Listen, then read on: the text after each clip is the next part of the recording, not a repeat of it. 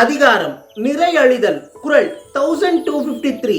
மறைப்பேன் மண் காமத்தையானோ குறிப்பின்றி தும்மலை போல் தோன்றிவிடும். இதனுடைய பொருள் என்ன அப்படின்னு கேட்டீங்கன்னா, எவ்வளவு அழகா அந்த காதல் என்ற உணர்ச்சியை பற்றி, அது எப்படிப்பட்ட உணர்ச்சி அப்படின்றத பத்தி எவ்வளவு அழகா ஒரு கம்பேரிசன் கொடுக்குறாங்க.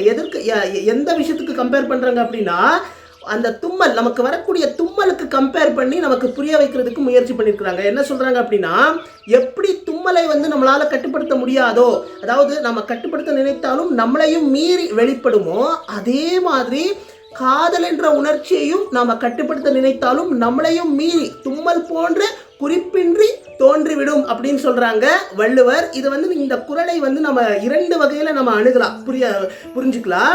ஒன்று, இந்த குறளுக்கு பெரிய பெரிய அறிஞர்கள் எல்லாம் உரை எழுதியிருக்கிறாங்க. எல்லாருமே காதல் அப்படின்னு தான் குறிப்பிட்டிருக்கிறாங்க.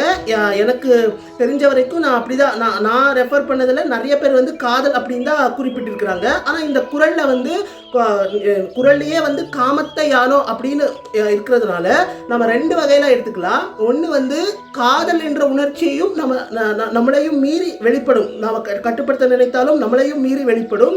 இன்னொரு வகையில காமம் என்ற உணர்ச்சியும் நாம எவ்வளவுதான் கட்டுப்படுத்த நினைத்தாலும் அதுவும் நம்மளையும் மீறி வெளிப்படும் அப்படின்னு கூட நம்ம எடுத்துக்கலாம். ஸோ ரெண்டு வகையில நம்ம எடுத்துக்க முடியும்.